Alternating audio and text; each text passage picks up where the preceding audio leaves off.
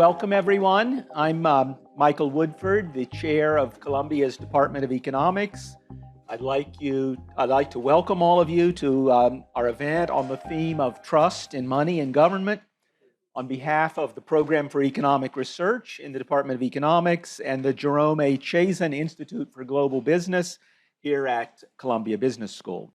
It seems not that long ago, just around the turn of the millennium, when policymakers here in the US and also in a number of other countries congratulated themselves on having made macroeconomic instability a thing of the past. Of course, declaring history to be over turned out to be premature, also with regard to the problems of economic stabilization.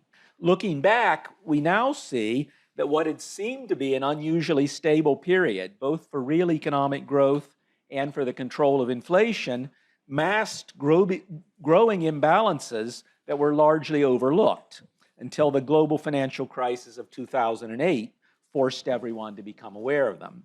In the aftermath of that crisis, both policymakers and academic commentators now keep a much closer eye on possible threats to financial stability. But it's worth asking whether there might be other kinds of growing imbalances that have also been neglected, though they steadily become more dangerous the longer they're ignored. And I think one candidate for such a neglected imbalance is the way in which public debts have steadily grown relative to the size of national economies over the past several decades, but even more rapidly in response to the crises of the past 15 years. And also the way in which central banks have become increasingly deeply involved in making a market for these large stocks of public debt. To speak to us about these issues today, we're very fortunate to have Dr. Augustine Carstens, who, as you know, is the general manager of the Bank for International Settlements, the international financial organization based in Basel, with the mission of facilitating international cooperation between central banks, particularly on issues relating to monetary and financial stability. Since receiving his PhD at the University of Chicago, Dr. Carstens has had an extremely distinguished career in public service. In addition to his work at the BIS, he's been a deputy managing director of the IMF.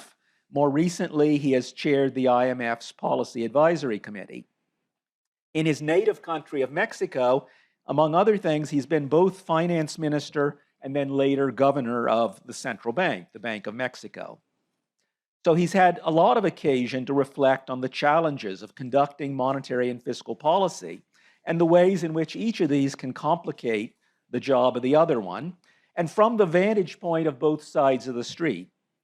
We could hardly hope for a better guide to the challenges that policymakers around the world are likely to face in coming years. So let's all welcome Dr. Augustine Carstens.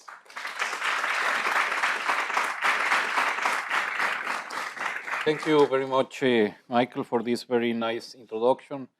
Thank you, Glenn, for having invited me here to speak to this distinguished group. Great to see old friends and professors like Jose Sheikman that was with me at Chicago. I mean, he was teaching, I was there just learning, among others from him, to Trisha. It's great to see her here in Columbia. In any case, it's a real pleasure and honor to speak to you today. We're again living extraordinary times. Inflation has surged to levels unseen for generations. Financial systems have come under strain. Recent bank failures are the most prominent example, but not the only one. For the first time in decades, high inflation and financial stress are emerging in tandem. Both have their immediate specific causes, but they are symptoms of a broader and deeper problem. Monetary and fiscal policy have tested the boundaries of what I call the region of stability. This is the constellation of monetary and fiscal policies that, over time, supports macroeconomic and financial stability, keeping the inevitable tensions between the two policies in check. Staying clearly within the boundaries of the region prevents economic damage from inflation, financial stress, and slumps. And it allows policies enough headroom to deal with unexpected shocks. The region's boundaries are elusive. They cannot be summed up in simple metrics like a limit for public debt to GDP or the policy interest rate. The region evolves over time, influenced by long-run forces that shape the structure of production and finance. Macroeconomic policy settings can themselves alter the boundaries. The recent challenge to the boundaries is the latest in a long journey. At each step, the policy choices seemed reasonable, even compelling.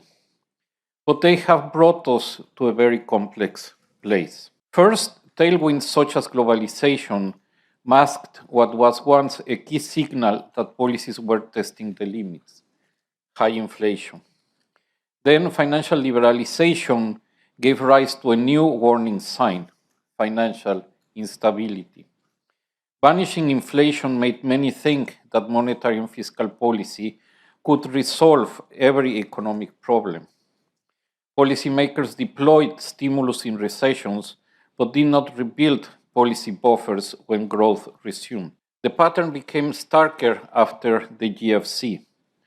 When extreme uncertainty prevailed, economic activity collapsed, and inflation hovered stubbornly below target.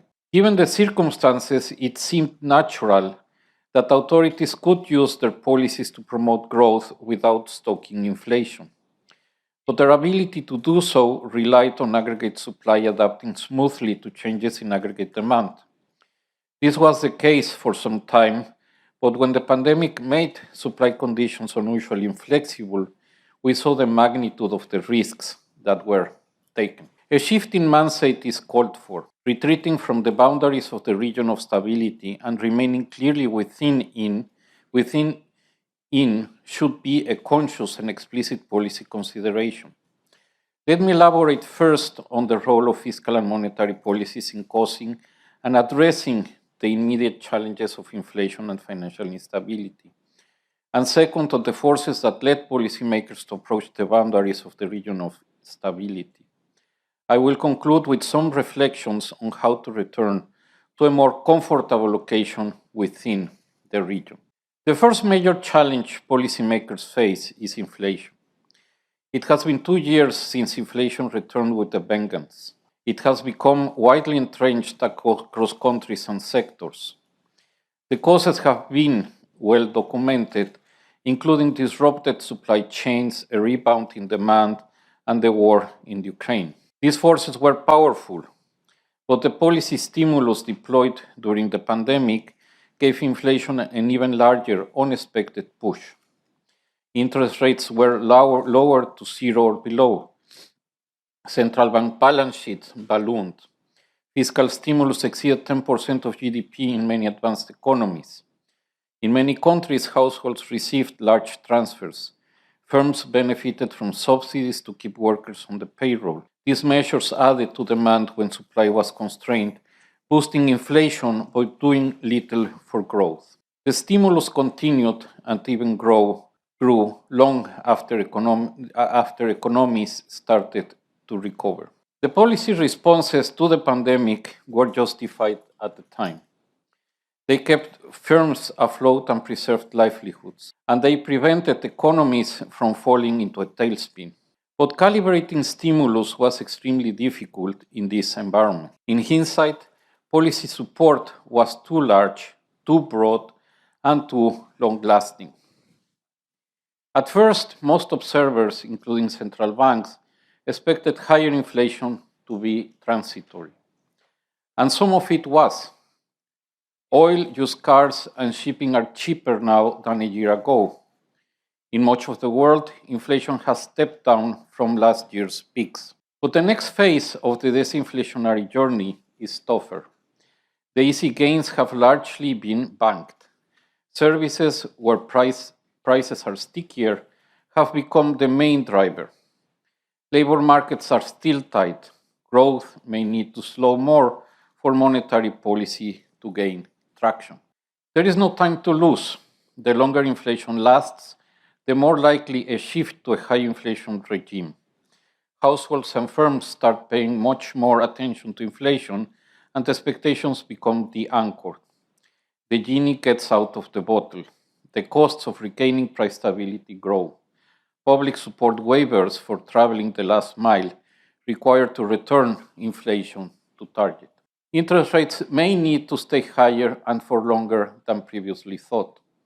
If they do, governments will feel the pinch. In much of the world, public debt rose steadily as a share of GDP post-GFC. The COVID-era stimulus has raised debt further, and servicing costs are rising fast. Meanwhile, slower growth will strain public finances. Weaker fiscal positions could complicate central banks' efforts to lower inflation. In the near term, fiscal stimulus rises inflation, partly undoing the effects of tighter monetary policy. Even if higher inflation has helped lower public debt to GDP ratios, this does not provide exploitable fiscal space. Indeed, the IMF expects public debt levels to increase again. And because persistent inflation calls for higher interest rates, it makes high public debt less sustainable. Over the longer term, central banks may come under pressure to slow the pace of tightening to ease the burden of public finances. Even where higher interest rates are manageable, central banks may face calls to take the foot off the brake or raise the inflation target. Larger central bank losses resulting in smaller transfers to the government are adding to the pressures. The second major challenge policymakers face is financial instability.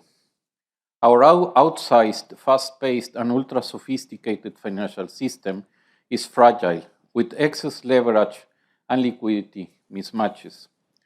Financial institutions and markets, including banks and non-bank financial intermediaries, stretch each other to the limit with uncanny regularity.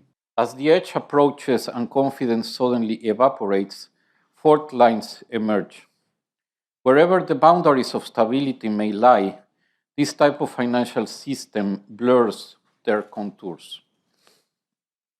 Over the past year, we have once again seen signs of stress. This is no surprise. Banking stress breaks out frequently in the wake of monetary tightening. Larger increase in inflation and higher levels of private sector debt make stress more likely. Now, for the first time since the Second World War, very high private debt coincides with the surge in inflation. And all this has transpired after an unusually long phase of aggressive risk-taking in financial markets. In some recent episodes of financial stress, it is hard to miss the footprint of the cumulative impact of monetary and fiscal policies. For over a decade, many sovereigns issued large amounts of debt at very low interest rates and long duration. The bulk was absorbed by banks, investment funds, insurance companies, pension funds, and hedge funds, which became exposed to the risk of higher interest rates. Expectations of continued low rates shaped business models, fueled risk-taking, and encouraged leverage. This promoted aggressive maturity transformation and liquidity mismatches and amplified the potential for financial stress. Consider two recent examples. Silicon Valley Bank went under because its largely uninsured and concentrated depositor base woke up to high unrealized losses on long-duration securities. A classic depositor run and liquidity squeeze forced recognition of these losses. This triggered broader contagion across medium-sized US regional banks. Problems in UK defined benefit pension funds last year originated from hedges against further declines in interest rates implemented through leveraged funds. As monetary policy was tightening, an unexpected fiscal announcement drove yields up. The hedges generated losses that threatened the solvency of the investment vehicles and prompted a liquidity squeeze. This triggered forced selling of government paper in a falling market. The hedges protected the solvency of the pension funds, but not that of the vehicles in which they had invested. While in the UK episode, concerns about the fiscal position caused localized stress, the damage can be much larger. Doubts about sovereign creditworthiness can destabilize the whole financial system. A sovereign bank doom loop is triggered when banks' exposures to the sovereign put institutions' viability in doubt. Such episodes are more common in emerging markets, but advanced economies have not been entirely spared. Financial crises can also wreak havoc on fiscal accounts and endanger fiscal sustainability. Just as the economy tanks, sapping tax revenue, the sovereign has to step in as backstop. Central banks can provide liquidity, but only governments can address solvency. The fiscal costs can be very large. The risk of financial instability heightens the challenges that central banks face as they seek to restore price stability. The risk would be larger should central banks have to keep interest rates higher for longer. Substantial additional tightening could prompt renewed financial turmoil. And financial turmoil may require the central banks to intervene to stabilize the financial system as lenders or market makers of last resort. Let's look in more detail at the past to better understand how we got here. The journey to the boundaries of the region of stability was not linear. The symptoms of an overly expansive policy stance evolved with the economic landscape, together with more fundamental structural forces. A consistent factor was overestimating of how far macroeconomic policies could be used to steer the economy and ignite the engine of long economic growth. We can think of two phases going back to the 60s. In the first phase, from the late 1960s to the mid-80s, surging inflation was the red flag, signaling that policies had overstepped the boundaries of the region of stability. Recessions were typically triggered when monetary policy was tightened to tame inflation. Policymakers believed they could fine-tune the economy by carefully calibrating the mix of monetary and fiscal policy. The result was the great inflation of the 1970s.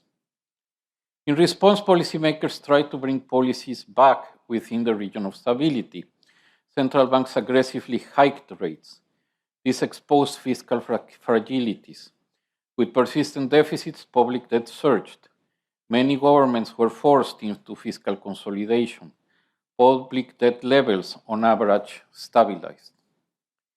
In the second phase, from the late 80s to the eve of the pandemic, changing macroeconomic policy frameworks went hand in hand with fundamental structural change. Financial systems were liberalized. By the early 90s, a government-led financial system had given way to a market-led one. The globalization of the real economy followed. Against this backdrop, the nature of the business cycle changed. Inflation ceased to be the main symptom that policies were testing the limits. The symptoms now took the form of financial imbalances.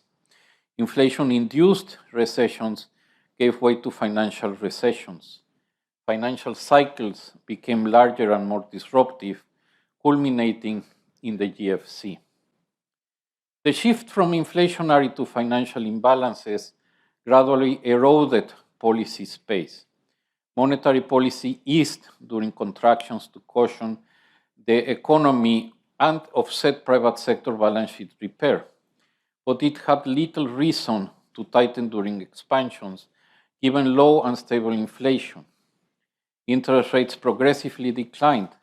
For fiscal policy, the GFC was a watershed.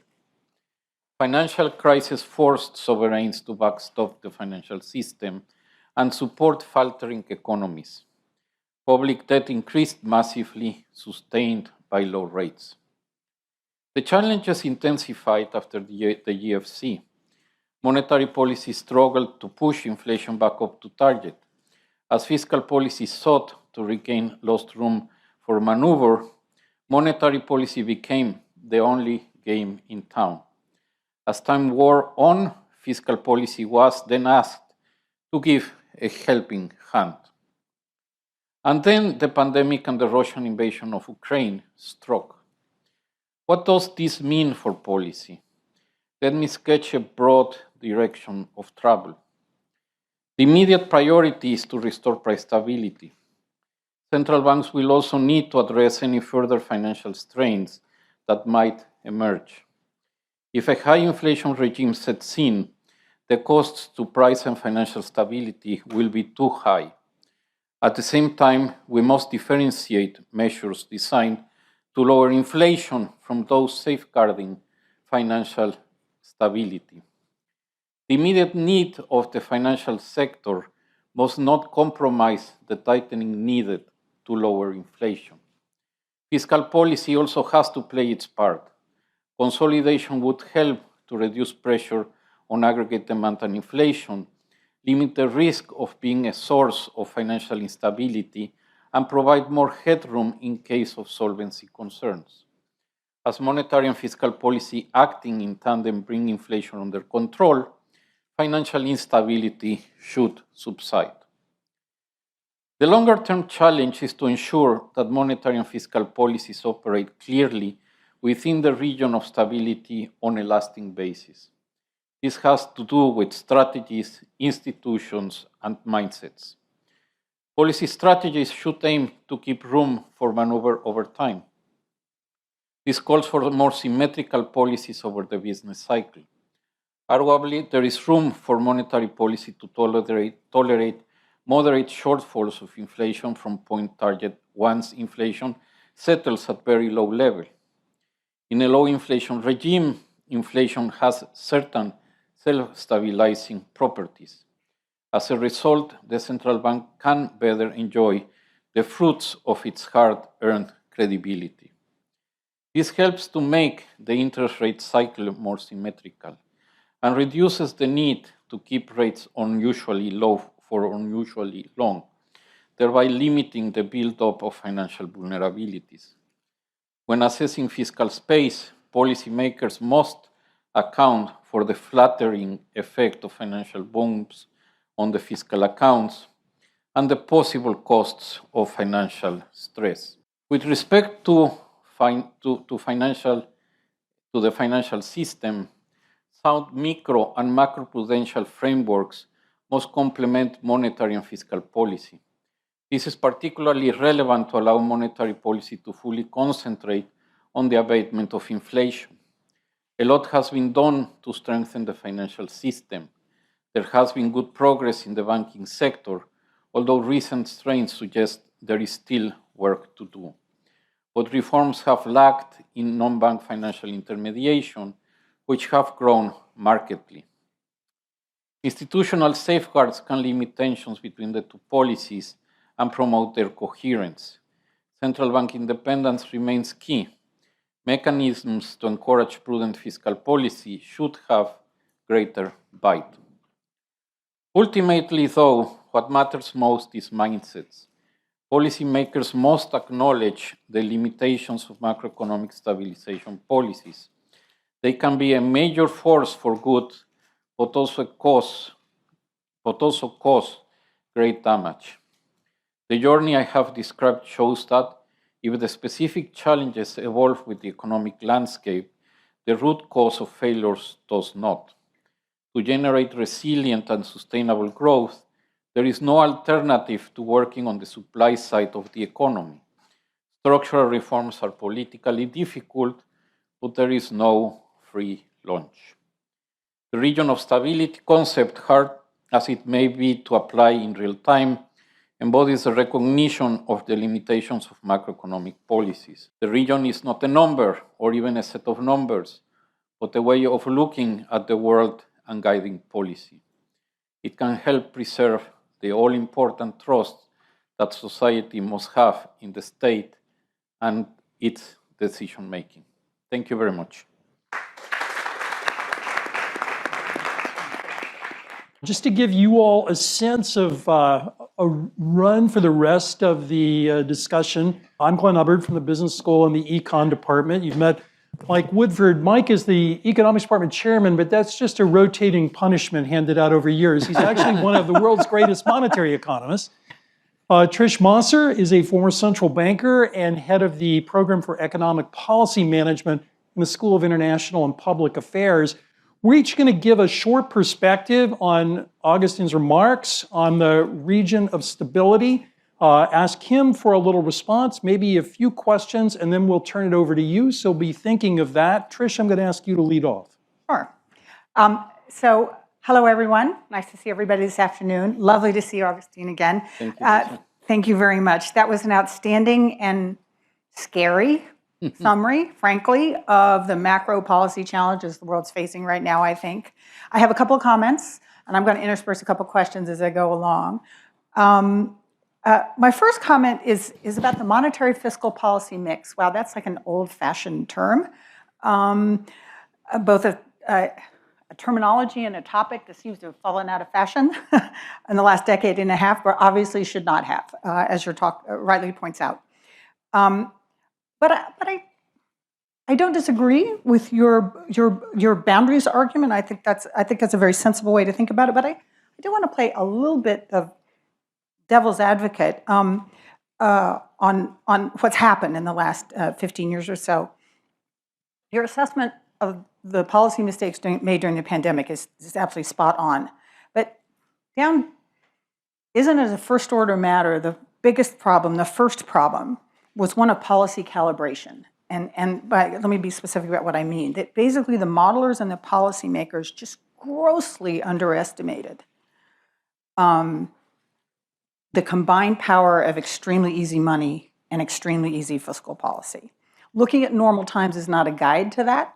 There's a certain amount, over the years, there's been some evidence, particularly after the global financial crisis, that old-fashioned Keynesian multipliers get multiplicative when both monetary policy is easy and fiscal policy is easy, and they're much, much more powerful. Another example of how nonlinear the world is, the economic world anyway. And so after the global financial crisis, I believe many policymakers walked away thinking they hadn't done enough. That's why central banks on the fiscal side, or maybe they didn't go on long enough. Certainly that was the view in the United States. And the lesson from that is don't make the central banks be the only game in town because you can't get inflation up and you can't get the economies to grow enough. And so they corrected this mistake, really overcorrected it in COVID by going massively overboard on the fiscal side, monetary policy side too. But that was exactly when supply was constrained and the financial distress never showed up. That seems like at least partly a calibration exercise. So my question to you, it's a counterfactual actually. If the fiscal monetary mix had been better after the GFC and we could have gotten back to regular inflation, we could have gotten back to growth and interest rates could have normalized, do you think our financial distress concerns would be less today? And I won't predict what would have happened during COVID. Or frankly, do you think the fiscal part of this is kind of irrelevant and your talk suggests that monetary policy makers basically probably should have normalized rates pre-COVID more quickly than they did? So that's my first question. Want to go on? Okay. Second comment is about the nature of fiscal policy. Monetary policy is one size fits all. It's a very gross tool. Fiscal policy is exactly the opposite, right? It's a diverse set of tools capable of helicopter money, pure demand stimulation, a la COVID, just write everybody a check and encourage them to go out and spend it, or alternatively potentially being very, very targeted, for example, to structural changes in supply. Given that so many countries are going to have limited fiscal space in the coming years, I'd be interested in your views, and interested in Glenn's views too, on what part of fiscal policy recalibration might be most helpful in the years ahead. So that's my second question. Last but not least, I just have to say something about financial stability because I spent a big chunk of my career working on it. for at least a dozen years, everybody and his mother in the financial stability world, which I used to be one of those people, has been saying that the buildup of leverage, of duration risk, of illiquid, nonlinear credit instruments with daily liquidity redemptions, and opacity, particularly in the non-bank sector, was a prescription for financial instability in the future. It's a bit like crying wolf. Didn't do much good. Now, in some cases, countries did deploy macroprudential tools, but of course they removed most of them during COVID. So, and in addition, most macroprudential tools are very, very focused on the largest global banks. The sad truth is that most of the risks I just listed were major contributors to the panic during the global financial crisis. But with the exception of addressing regulation around the largest global banks, almost nothing has been done to address them.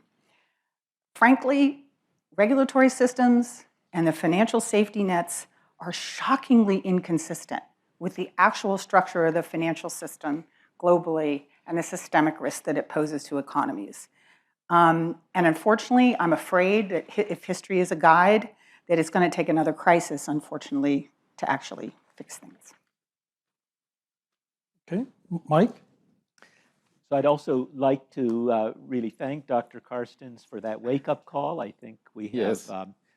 a lot of reasons to be concerned with recent trends in policy and with the lack of a clearer sense of what the rules are for when we're going to use particular policies. With regard to the question of the interpretation of the idea of a region of stability that we should be concerned about straying out of, I think there is a question of whether one should really think that that simply means we should never be willing to deviate from typical approaches to policy. It's not clear to me that the mere fact that the policies, for example, in response to COVID were quite unprecedented means in itself that they were inappropriate to the moment, or at least that doing something quite different from business as usual wasn't appropriate to the moment. In particular, I think your remarks emphasize the idea that there was an excessive fiscal response and that perhaps this didn't do that much for economic growth, although it boosted inflation. And I think it's clear that the policies, the fiscal responses that we had weren't very well targeted, and they probably did go on then farther than it was necessary to do. But I actually think there's more reason to criticize the monetary policy response than the fiscal response as something that was unwarranted and, in fact, excessively inflationary. And the reason relates to the type of shock that had just hit the economy, which it seems to me was one that if any kind of economic shock justifies the use of fiscal transfers as a response, this was almost the textbook case of it, because what happened suddenly cut off normal sources of income to many people in the economy, but concentrated in very particular parts of the economy, not at all to people equally. And it was not the kind of shock that that monetary policy was at all well suited to deal with. So it's true that economic activity was abruptly and rapidly slashed, but not for reasons that, say, cutting interest rates or even buying a lot of longer-term bonds, adding them to the central bank's balance sheet, would do that much about. Monetary policy can stimulate spending, but in this particular kind of case, the people for whom it could stimulate spending, which would be the people who were not particularly credit constrained, were not the people who, to have a more efficient allocation of resources, one needed to make it possible for them to spend more. And instead, fiscal policy was very well suited to do that. Even if it was a relatively untargeted fiscal policy, at least it got checks to the people who were badly in need of some way of continuing to be able to spend. And of course, it's possible for fiscal policy to even be more precisely targeted, and that's also an advantage in dealing with that kind of a shock. So it, on the other hand, seems to me that the monetary policy response was not at all justified by what had happened. It was not a type of shock that should have made one think that interest rates needed to be lower in the economy at that point in time. And in particular, it was, I think, a mistake not to realize that the strong fiscal response that had happened, which was very different from previous crises, was one that should have meant there was much less need to respond with the monetary policy playbook that was used, and I think that was pushed much too far and continued for much too long. Now, with regard to the longer run issues being addressed in the talk, I think I have a lot more sympathy with the view that fiscal policy is something to be very worried about. I think that if we're asking what's concerning about longer run trends in stabilization policy, there's a lot of reason to worry about what seems to be the long run trend of fiscal policy, which is to move toward larger and larger expansions of government debt and never the retrenchment, only moving further and further into new territory, and more reason to worry about that actually than the trend, I think, of monetary policy over recent decades. But also here, I think that the idea of saying, well, what we need to just tell people is never to cross certain lines that take you outside the region of stability is not necessarily what I would say. I wouldn't say that we need to avoid ever using these unusual tools, avoid ever using fiscal stimulus, avoid ever using lower for longer monetary policy commitments, or ever using central bank balance sheet policy. Instead, it seems that it's important to limit the use of these special tools to times when they're genuinely needed. And so I think that what people need to think more about is the need to undo these policies and offset them at other times exactly in order to create more policy headroom to use those special tools at the times when they're especially valuable. Well, thank you, Augustine, especially for being here. Just offer a few remarks from myself, and then obviously love to hear your thoughts on anything we've all said. I thought your image of a region of stability is a very good one because it emphasizes a region and not a point. There are, for many of the reasons Mike said, this is going to be a complicated journey. As I listened to you, I thought about the root word from Latin for credit, credo, I believe. This is essentially a story, whether it's about financial markets or about public policy, about trust. And I think of that in two elements, and you mentioned both, but one a little more than the other in your remarks. One is about financial markets and monetary policy, but also something I want to come back to about political economy of some of the policy errors that you mentioned. To policy, if we take ourselves back to 2008, remember the fiscal policy debate of targeted, timely, and temporary. That's beautiful alliteration. It was also wrong as a policy response. Monetary policy was also very halting. We, for better or for worse, unlearned those lessons going into COVID. And now we're confronted more with metaphors from policymakers of driving in a fog. And if you drive in the fog, driving either too fast or too slow can cause an accident. Like Mike, I think that's more of a problem for fiscal policy. I think monetary policy is the one where the bigger errors were made. I think it was pretty clear that monetary policy was not doing what it should have done during the COVID period. Going further back, we could ask how wise it was that policy was so easy for so long, and what were the buildup that we could have expected for bank and non-bank financial institutions. Building on something Trish said, I've worried for some time about the marriage of three factors: the desire to provide great liquidity for the public, to do so in relatively opaque instruments that are also subject to a great deal of interest rate risk. That is not a healthy cocktail for either bank or non-bank financial institutions. You know, returning to the issue of trust, it strikes me that there's several layers here. One begins with the central bank.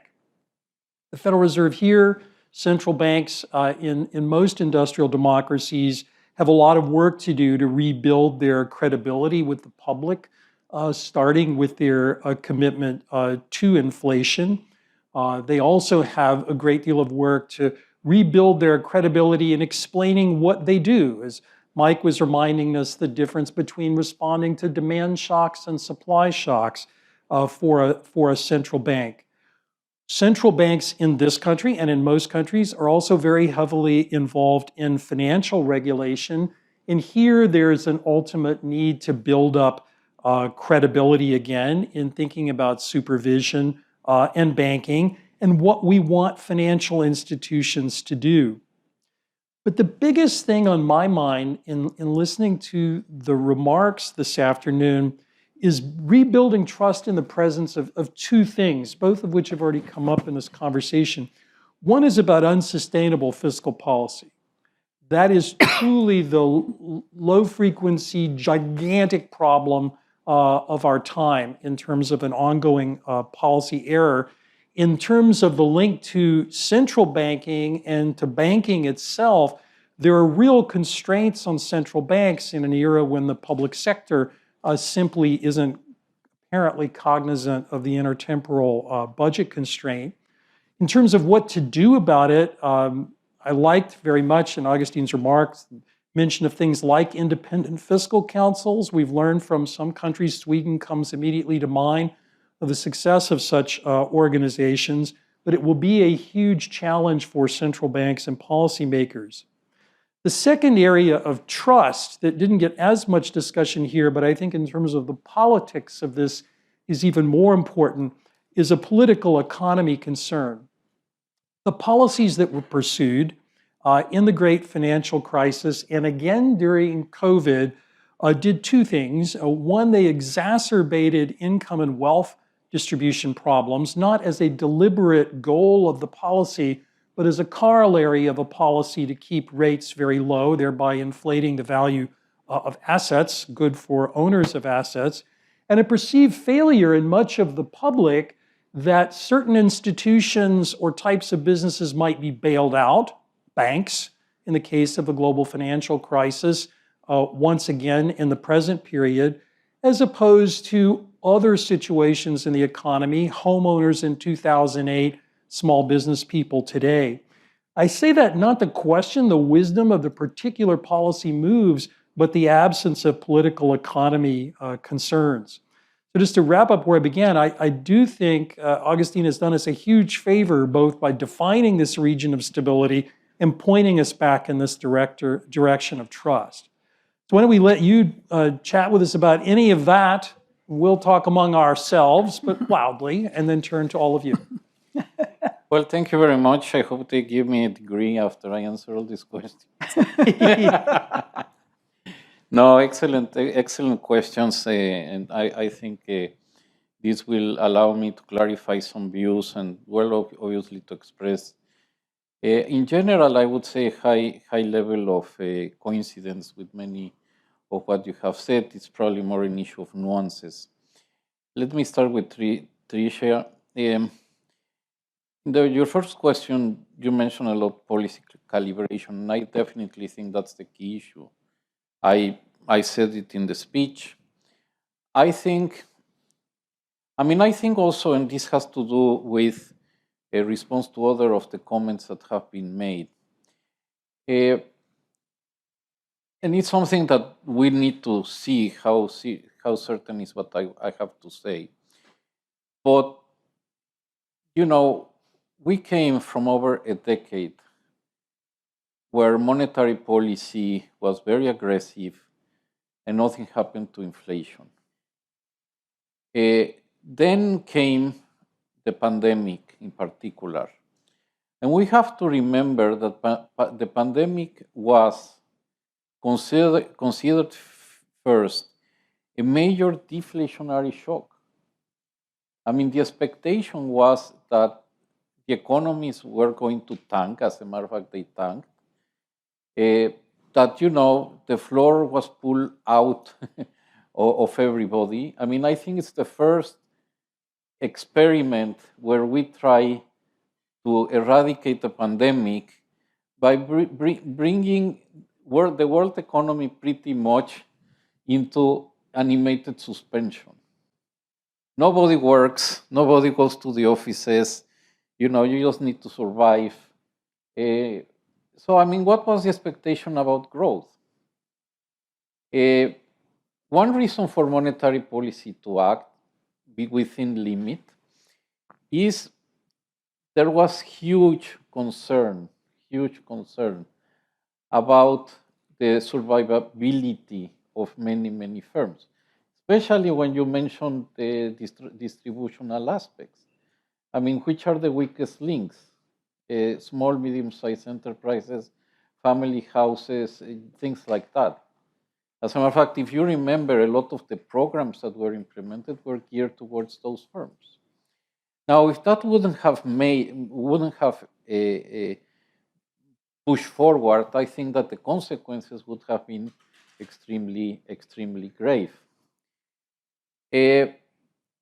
I think that the real surprise was that the rebound was very, very fast. Part of it because of the vaccination, which obviously was welcome, but also about the fiscal response.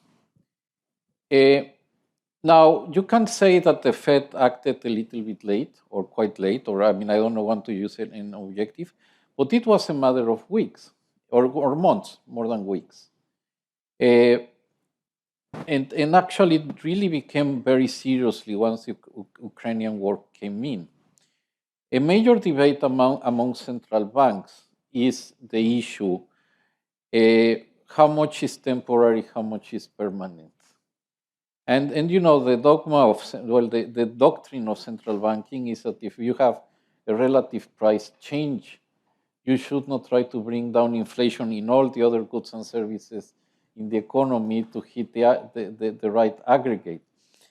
I think that affected a lot of the policy making at that time. Also, and here I have to say the political economy was also a very important factor. Central banks just didn't want to abort the nation's recovery. And we are coming out of a huge shock where, nobody was working, nobody was going to university, nobody was traveling, services were collapsing. And then suddenly you come with a very strong response from the central bank that's very difficult to engineer. So I think calibration, yes, was an issue. And it was not only, and I think what was the most important shock is how we went from a situation where aggregate demand stimuli could be met seamlessly by the aggregate supply. For me, this is the key issue. And suddenly came the pandemic, where supply got completely distorted, and this one then additionally distorted by the war to Ukraine. So suddenly you come from a period of at least 15 years or even more with globalization, with value chains, all of those things where you could push and push and push and push, and aggregate supply was there all the time, to the point that it was very, very difficult to increase inflation. So in a way, I think that what was very difficult for central banks to do was precisely to calibrate the response in the face of those responses. I can tell you that if we had a crystal ball and we could have anticipated this more sticky response of supply to aggregate demand, it would have been far more careful. One of the things that we didn't quite anticipate was the shift in the pattern of the demand for goods. It went from services to goods and then back again. That distorted hugely prices. relative prices. So I would say that the monetary policy response in the face of the pandemic was due to three factors, I would say. One, the fact that we didn't anticipate this stickiness in aggregate supply. Second, the fact that there was a lot of fear about the impact on the productive sector, a part of the productive fabric that would have been washed out in the face of without interest rate support. And there was also some concern about financial stability. And there was a mixture of market functioning plus monetary policy, because if you remember in March 20, there was huge volatility and there were huge concerns about the financial institution. So it was a moment where I think central banks, this is my own saying, I didn't hear anything central banks saying this, but I think if you had to err, it was probably to err in that direction. Because given the history that we had before, the threat of inflation, ex post, yes, but at that moment it was not considered to be that large. So policy calibration is very, very important. Yes, fiscal policy need to be more targeted, and yes, it's a classic case what we experienced then, but probably was a little bit excessive, in particular in the US. No, and the issue is that in the minds of people, we still don't see much of a concern about fiscal policy going forward and the impact on inflation. And I can say that is quite important, and it's something that we cannot forget about it. But then, and this is a matter of also of my explanation of why we were going so many years back. And I think that in particular, how to address aggregate supply and to have a serious discussion about growth is quite absent. And I think that is probably one of the key aspects I wanted to highlight here. We have got accustomed of using too much and too quick fiscal and monetary policy to stabilize things. I agree with Michael that in the face of some shocks, you really have to use this type of instruments. But do we need to do a permanent policy carried over decades and decades and decades, tracking so much economic activity and not worrying too much about the consequences of what I can do that can haunt me many years into the future? And shouldn't we start thinking more about really how can we engineer higher growth? The discussion about growth today is mostly a discussion about fiscal and monetary policy. And I think there, as a profession and as policymakers, we have far more to do. Now, financial stability, yes. With the benefit of hindsight, it's difficult to think that low for long was going to last forever. And therefore, I think we need to mind this. I think that, as you know very well, the work of the Financial Stability Board, the work of the Basel Committee is very slow moving, although the issues are on the agenda. And I really think that we need to move faster. As a matter of fact, I would say that if you analyze the events surrounding Silicon Valley Bank, if you analyze the problem with Credit Suisse, I think all those events had been contemplated in Basel, in the discussions of Basel. And well, one of the problems that we have with the key regulation, at least at the international level, is that it establishes floors. But then the countries themselves can have the flexibility of building on that. In some countries did, other countries didn't. No. So I think, I mean, for example, something that is quite discussed today is we need to put or we need to address the interest rate risk in the banking book. Australia, for example, have dealt with it for quite some time, and they have done it quite well, you know. So I think it's an issue of the discussion is out there, then how quickly is that mapped or mirrored into actual regulation and supervision. And I think that's a big challenge that we have in front of us. I think of what you said, Glenn, about trust. I agree with many of what you said. But going back to one criticism or comment that I think it's very important, it's about the impact of all these policies of income and wealth distribution. Again, here the instrument is not necessarily fiscal and monetary policy, especially when you have to use them really to stabilize major problems that you have in front of you.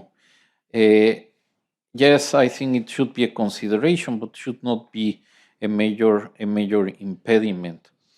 I think, as I mentioned to you, I think that quite some of the measures that monetary policy did in terms of programs, in terms of guarantees, and so on and so forth, was also to protect some of those people. I definitely think that the role of fiscal and monetary policy has to be better defined. I think one of the good things about the autonomous laws of the central banks is that it's a very important discussion of the reach of monetary policy, and that is manifested in the law. Sometimes it's very clear, sometimes it's not as clear as you would wish, but it's an advantage, and I think to have that type of discussion in fiscal policy would be very important.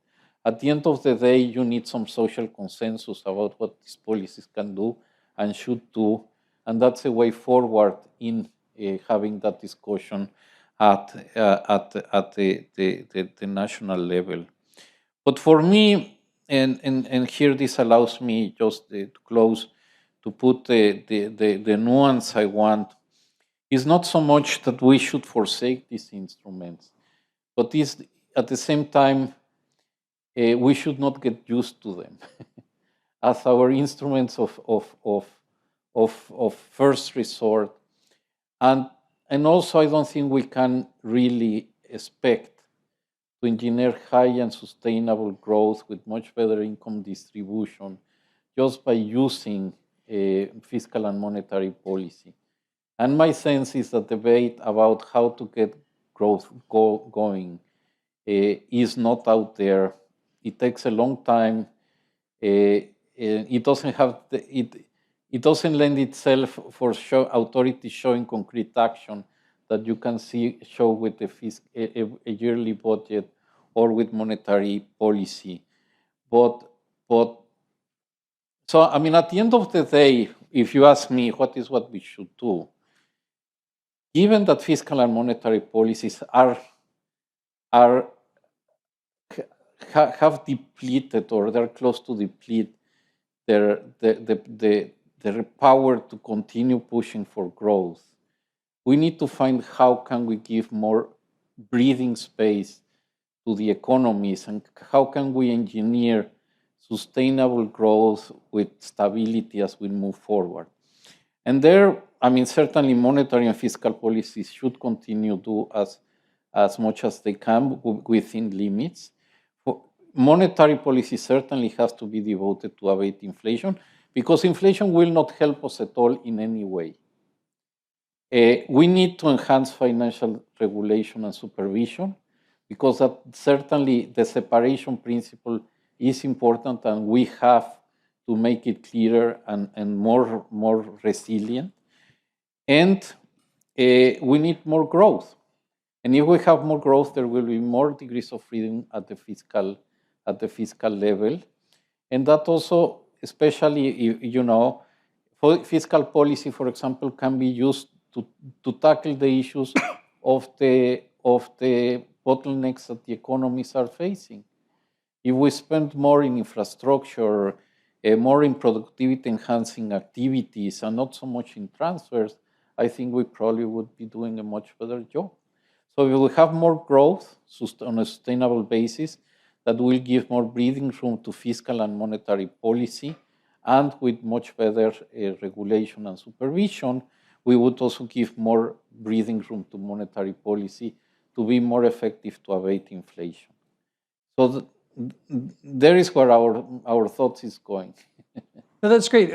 I do want to make sure we have time for the audience, but I did want to ask you a follow-up on what you just said, Augustine. How do you, as a prominent international official, how do you advise central bankers to talk in a world to prepare policymakers for a little bit less hyperactivity, more of a concern about structural reforms, especially in a world where, of course, central banks have to realize, commenting on fiscal policy, a source of many of the concerns, might be a bit beyond their kin. How do you finesse that conversation?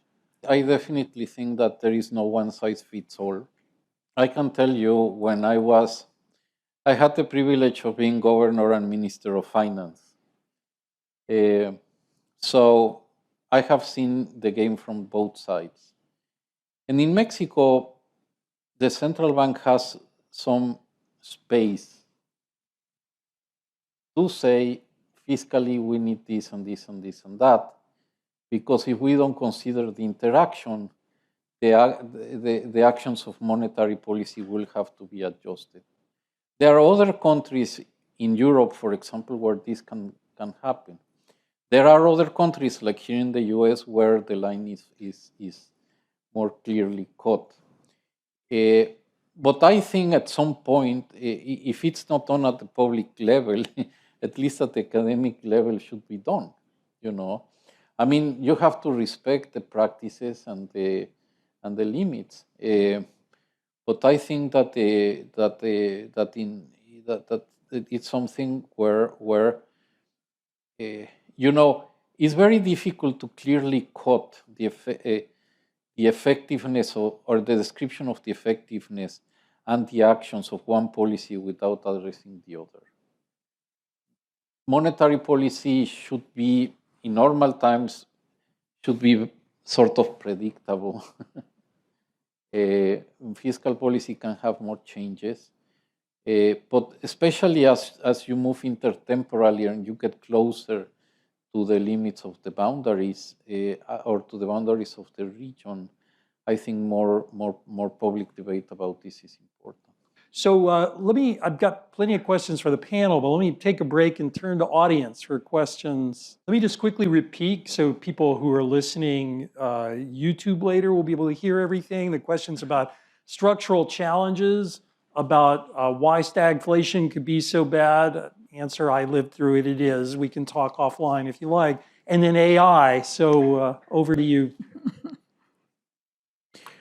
Well, I'm glad that you rose those issues. I think that's a very important part of the debate we will have to have. I mean, huge technological development. We know that technical progress is a very important determinant of growth. It could have a major impact on labor force participation, of income distribution. It could affect the productivity. That's key discussion to have. And to a large extent, that is independent about what happens between fiscal and monetary policy, you know. If all those developments are very positive, and you know, we have higher productivity growth, we will have higher real wages, and probably the pressure on certainly that will shift aggregate supply, and that should help reduce prices in the economy. So I think for me that's the type of discussion we should be having, no? Not concentrate only on fiscal and monetary policy issues.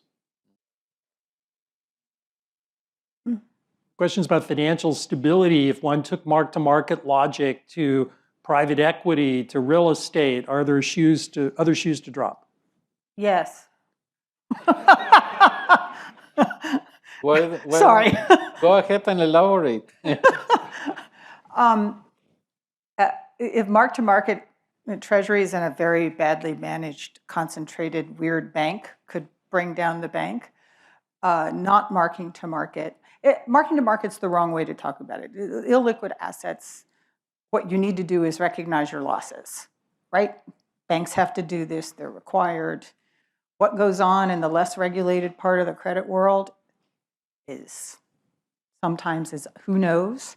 And of course, the first inclination when you're facing losses like this is that everybody wants to say, well, but it's going to come back. You know, it's not really that bad. The problem is that we probably entered the central banks, because inflation is the worst, is the even worse outcome, have, you know, need to slow down the global economy a lot. And in the advanced economies, they really need to slow down the economies. You slow down the economies, and nearly always, it's going to be the riskiest credits and real estate that are nearly always going to suffer. And so the question is, how soon do those losses get recognized? So I won't say a lot of marking illiquid things to market leads to a huge amount of sometimes excess volatility, frankly. But recognizing the losses that are likely coming in low quality credit and in certain areas of real estate, not just in the United States, but in a number of places around the world, is probably going to be a very big deal in the coming, my guess is in the coming year or so. That type of event is the type that probably was more anticipated and more reflected in the reforms that were done post-GFC. I mean, with the distinction that in the US, the non-bank financial intermediation is very, very large, very sophisticated. And that doesn't necessarily happen, is not reflected in the rest of the world. I think that many of the official supervision and regulation has concentrated on these sectors. And I think for the banking system, seem that this should not be a major issue. Now, for non-bank financial intermediation, where there is a lot of opaqueness and so on and so forth, yes, I mean, there might be some risks, and that's one of the reasons why I fully share the view that we need to dwell far deeper into those forms of financial intermediation. If I could just add one thing, one area which I think we may want to worry a little bit more is on certain types of open-end funds, open-end mutual funds that are providing instant liquidity against very illiquid assets. At times in which there's not much fluctuation, that might be fine. But of course, that's the same logic, that might be fine argument is the same argument about that Mr. Becker made with Silicon Valley Bank. Well, as long as people don't take all their money out, we'll be fine.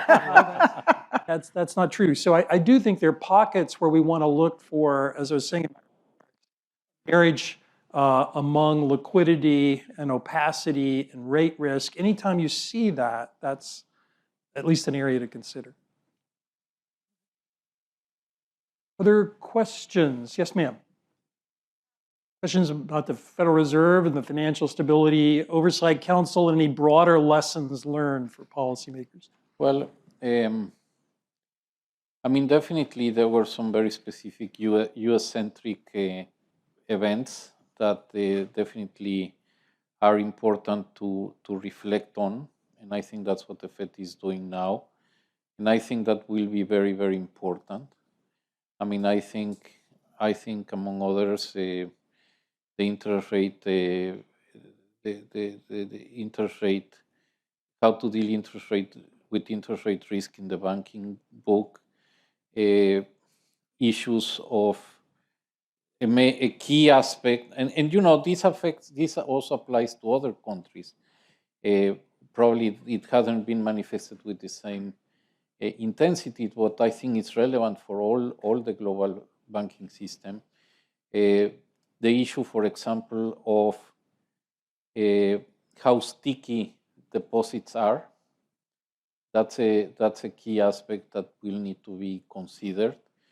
How to deal with,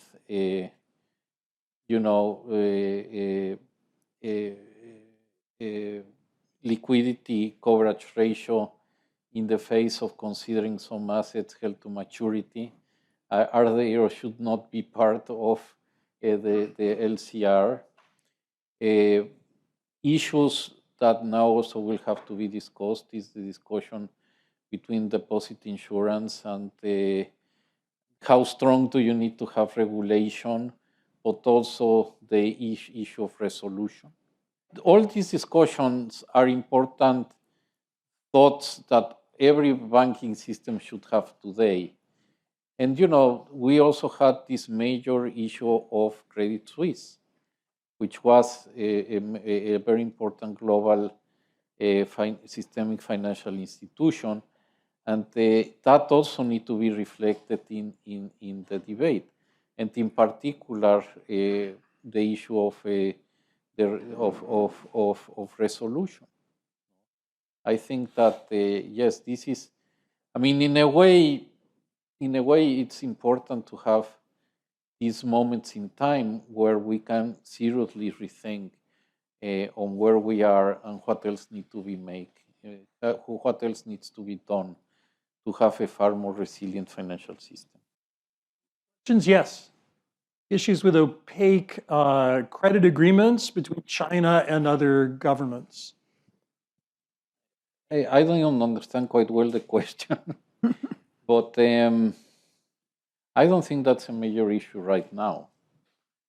I mean, there are many issues with respect to how China is participating in some debt relief operations, and I don't think that this is reflected there. Yes, the Chinese government has granted, the PBOC has granted a lot of swap agreements, contingent swap agreements to some central banks, but that's not an issue that will make more vulnerable the financial system. In some cases, it might even help. Yeah, it's an issue that I don't think it has particular relevance for the discussion we're having today, or the key discussion we're having today.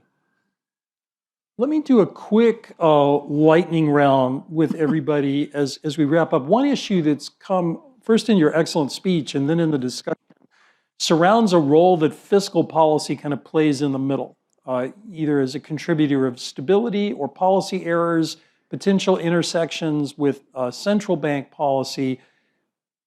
Can we get to a fiscal consolidation without pain and a crisis in the United States and other industrial democracies? I know we can as a matter of economics, but I'm asking you, can we as a matter of political economy? And if so, please tell us how. Mike, start with you. Well, I'm not going to offer you the easy political solution. I think you're right that there's a variety of choices, and so it's not that there's even one single thing is the only economically possible solution.